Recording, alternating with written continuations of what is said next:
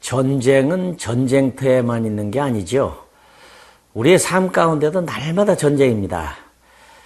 전쟁하는 여러 가지가 참 많지만 사단과의 전쟁, 마귀와의 전쟁, 또 욕심과 명예와의 전쟁, 세상에 사는데 사람과의 관계 속에서의 전쟁.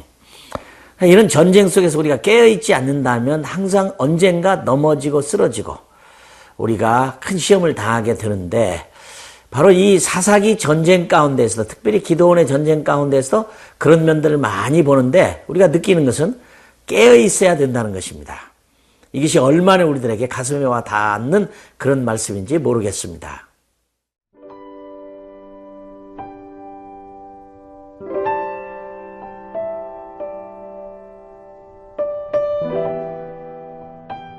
사사기 8장 1절에서 9절 말씀입니다. 에브라임 사람들이 기드온에게 이르되 네가 미디안과 싸우러 갈 때에 우리를 부르지 아니하였으니 우리를 이같이 대접함은 어찌 됨이냐 하고 그와 크게 다투는지라. 기드온이 그들에게 이르되 내가 이제 행한 일이 너희가 한 것에 비교되겠느냐. 에브라임의 끝물 포도가 아비에셀의 만물 포도보다 낫지 아니하냐. 하나님이 미디안의 방백 오렙과 스앱을 너희 손에 넘겨주셨으니 내가 한 일이 어찌 능히 너희가 한 것에 비교되겠느냐 하니라. 기드온이 이 말을 하매 그때에 그들의 노여움이 풀리니라. 기드온과 그와 함께 한 자 300명이 요단강에 이르러 건너고 비록 피곤하나 추격하며 그가 숫곳 사람들에게 이르되 나를 따르는 백성이 피곤하니 청하건대 그들에게 떡덩이를 주라. 나는 미디안의 왕들인 세바와 살문나의 뒤를 추격하고 있노라 하니 숫곳의 방백들이 이르되 세바와 살문나의 손이 지금 네 손 안에 있다는 거냐. 어찌 우리가 네 군대에게 떡을 주겠느냐 하는지라. 기드온이 이르되 그러면 여호와께서 세바와 살문나를 내 손에 넘겨주신 후에 내가 들가시와 찔레로 너희 살을 찢으리라 하고 거기서 브누엘로 올라가서 그들에게도 그같이 구한즉 브누엘 사람들의 대답도 숫곳 사람들의 대답과 같은지라.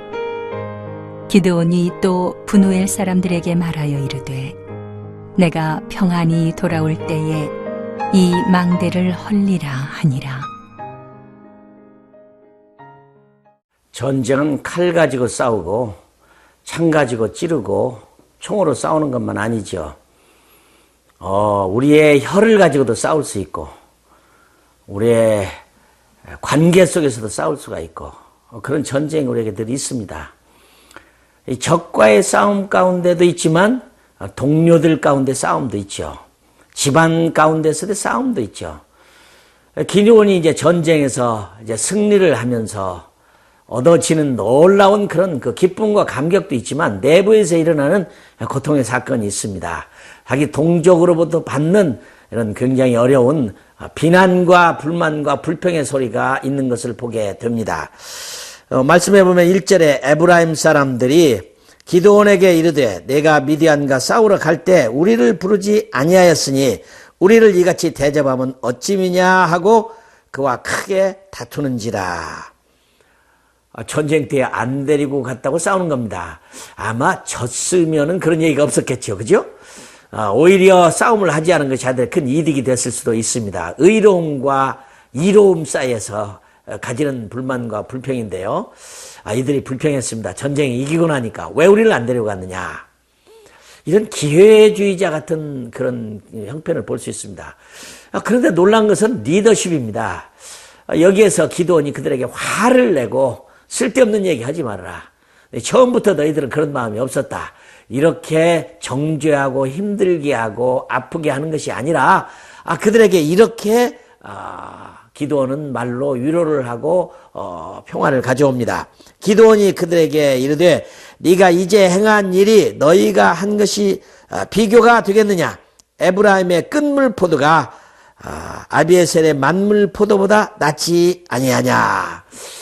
첫 번째 수확한 멋진 포도들보다 늦게 가서 마치 이삭 죽기로 땄던 포도가 훨씬 더 맛이 있지 않느냐. 이런 말로 위로하는 모습을 봅니다. 이 지도자가 가지는 덕인 것 같습니다. 그들과 싸워서 화를 내고 틀렸다고 말하고 다투지 아니하고 그들은 막 이렇게 다투려고 막 그냥 화가 나서 불을 끊고 쫓아오지만 그것을 그 말로 잘 달래는 이 기드온의 모습을 보니까 역시 하나님이 기드온을 선택한 이유가 여기에 있었구나. 아주 적은 사람이지만 사람들에게 그런 면도 있는 것을 우리가 보게 되면서 참 감사합니다. 그러면서 더불어 하는 말은 3절에 하나님이 미디안의 방백 오앱과 수앱을 너희 손에 넘겨주셨으니 내가 한 일이 어찌 능히 너희가 한 것과 비교가 되겠느냐 하니라. 기드온이 이 말을 하며 그때 그들의 노여움이 풀리니라. 이렇게 말했겠죠. 내가 한 것은 별거 있느냐. 당신들이 마지막으로 그 가장 중요한 두목 두 사람을 죽인 것은 전체 싸움을 이긴 거 아니겠느냐. 내가 가서 죽도록 싸운 것보다도 두목을 죽인 너희들이 얼마나 더 크고 위대한 일을 했느냐. 아주 겸손해서 나오는 그들의 공로를 치하하는 그러고 보면 사람이 참 연약한 사람들이 가지는 연약함이라는 생각이 듭니다.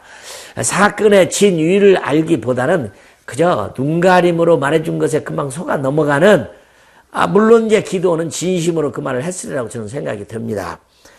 그런 속에서 에브라임은 저들의 불평을 잠재우고 다툼을 잠재웁니다. 사실 그렇습니다. 전쟁은 밖에 나가서 승리하는 것보다 내부가 전쟁이 있으면 무슨 소용이 있겠습니까? 그 싸움이 더 큰 싸움이고 더 힘든 싸움이고 더 어려운 싸움이죠. 평화가 없는 싸움에서 이기고 돌아와서 무슨 의미가 있겠습니까? 이런 멋진 장면을 우리가 보여주는데 하나님의 일이라는 것은 크고 작은 것이 어디 있겠습니까? 모두가 다 하나님이 맡겨진 일은 다 동참해서 함께 그 일을 감당하는 것이고 싸우는 것이지 어떤 사람에게만 공이 들리는 게 아니죠. 특별히 기드온의 전쟁의 특징은 비록 300명을 선택했지만 참여는 모든 사람에게 해결했다는, 그래서 모두가 기뻐하고 공적을 가지게 되는 그런 멋진 그런 그 통속력을 볼 수 있다고 하는 것은 참 감사한 일입니다. 우리도 그런 넓은 마음, 주님의 마음, 남을 다 인정하는 마음, 남을 나보다 낮게 여기는 마음, 이런 마음들이 전쟁 중에도 꼭 필요하다는 생각이 듭니다.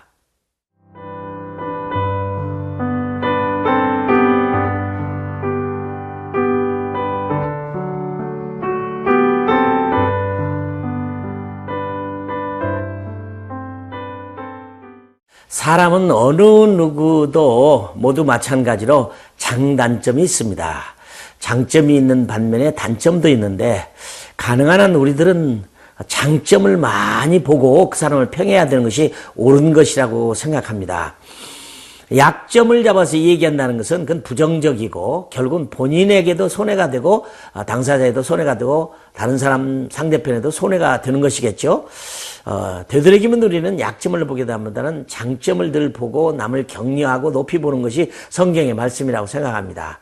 그런데 여기에 이 기드온에게도 장점이 있는데 이렇게 사람들을 잘 달래고 격려하고 평화를 만드는 것도 있었지만 또 좋은 장점은 그들이 피곤할지라도 300명과 끝까지 그 적을 쫓아가서 적군을 잡는 장면을 다시 한번 되뇌이는데요. 아름다운 장면입니다. 4절에 보면 기드온과 그에 함께 앉아 300명이 요단강에 이르러 건너고 비록 피곤하나 추격하며, 제가 이미 말씀을 드렸지만 참 멋져요. 300명 가운데 12만 5천 명과 싸우면서도 한 사람도 상한 사람이 없었다는 거죠. 이게 여호와의 전쟁인 것 같습니다. 한 사람도 낙오되지 않고 한 사람도 부상 입지 않고 한 사람도 쓰러지지 않냐고, 이런 전쟁이 어디가 있습니까? 이건 확실히 놀라운 전쟁이라 100% 하나님이 하셨다고 하는 것을 보일 수밖에 없는 전쟁 같습니다. 그들이 끝까지 쫓아갑니다. 그런데 쫓아가는 중간에 숫곳이라는 곳을 지나가게 되는데, 이 숫곳 사람들에게 이르되 나를 따르는 백성이 피곤하니 청하건대 그들에게 떡덩이를 주라. 나는 미디안의 왕들인 세바와 살문나의 뒤를 추격하고 있다. 우리가 피곤해도 가고 있는데 지금 전쟁은 이기고 있다. 그러니 좀 떡덩이를 우리 부하들에게 주어서 용기를 주고 힘을 줘 싸우게 하지 않겠느냐. 그랬더니 숫곳 사람들이 참 희한합니다. 세바와 살문나가 당신 손에 있느냐? 아직 잡지도 않았는데 뭐 쫓아가는 중에 있는 거 아니냐? 무슨 전쟁에 승리했느냐? 쓸데없는 얘기. 당신 손에 있는 것도 아니고 우리는 아직 전쟁에 이기지 못한 사람에게 그런 걸 줄 수가 없다. 그래 거절했던 거죠. 참 안타까운 면이 있습니다. 이렇게 눈이 안 열렸을까요? 이렇게 협력을 못할까요? 적십자사는 원래 병들고 부상당하고 아픈 사람에게는 적과 아군을 가리지 아니하고 치료하게 되어 있는 겁니다. 그렇죠. 이것이 적십자의 정신인데, 이 숫곳 사람들은 목이 고든 것 같아요. 그리고 미래를 볼 줄 모르는 것 같아요. 사람을 구분할지 모르는 것 같아요. 진리가 뭔지를 모르는 것 같아요.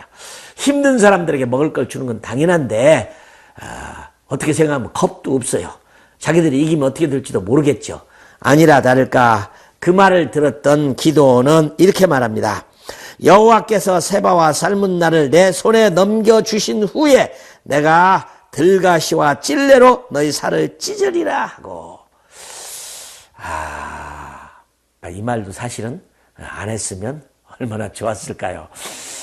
저 사람이 나에게 그렇게 한다고 해도 하나님의 사람은 오른편 뺨을 때리면 다른 한편 뺨을 또 돌려대는 것이 성경이 가르쳐주는 건데, 같이 막말로 해버리면 이건 안 되겠죠.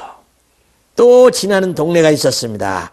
거기서 분우엘로 올라가서 그들에게 그같이 구한즉 분우엘 사람들의 대답도 숫곳 사람들 대답과 같은지라. 역시 어두운 사람은 할 수가 없습니다. 진리를 볼 수 모르는 사람은 할 수가 없습니다. 사람 볼 줄을 모르는 사람은 할 수가 없습니다. 겉으로만 모습을 보고 아직 전쟁 중이라고 생각해서 그들을 돕지 않는 이 안타까운 모습들을 보면, 우리 중에도 그런 사람 참 많죠. 방관하는 사람이 참 많죠. 구경만 하는 사람이 많죠. 강 건너 불 보듯이 보는 사람도 많죠. 어려울 때 선교와 전도와 남을 돕는 것과 구제와 이런 일에도 본인은 아니다고 빠져버리는 사람들, 내가 안 해도 다른 사람 다 하겠지 하고 말아버리는 사람들, 참 안타까운 장면입니다. 그 장면을 보고 또 똑같은 말을 합니다. 기드온이 또 분우엘 사람들에게 말하여 이르되 내가 평안히 돌아올 때 이 망대를 헐리라 하니라. 참 안타깝습니다. 우리는 이 말씀을 통해서 도울 자를 돕고 적군도 돕고 원수를 사랑하고 배고픈 자에게 먹이고 춥다고 하는 자에게 옷을 벗어주고, 이것이 그리스도인의 삶이라고 생각합니다. 이렇게 된다면은 승자가 되고도 패자가 될 수 있고 패자가 되고도 승자가 될 수 있는 진정한 전쟁에서 승자가 누군지를 우리는 깊이 생각해 봐야 될 것 같습니다. 하나님 아버지, 우리는 우리의 거짓 감정에 속지 않게 해 주세요. 상황을 잘 판단할 수 있는 지혜를 주세요. 명철을 주세요. 이해함을 주세요. 도울 자를 돕게 하시고 손을 벌린 자를 빈손으로 가지 않게 하시고, 저들을 돕고 나누어 주고 가난한 자를 나눠주고, 특별히 온 세상에 힘들어하는 사람들을 함께 나눌 수 있는 그런 마음을 우리에게 주시옵소서. 우리 안에 예수 그리스도의 마음을 갖기를 원합니다. 항상 사랑으로 남을 바라볼 수 있는 마음을 갖기를 원합니다. 적을 적으로 보지 않는 따뜻한 마음을 우리가 갖기를 소원합니다. 예수 그리스도의 이름으로 기도하옵나이다. 아멘.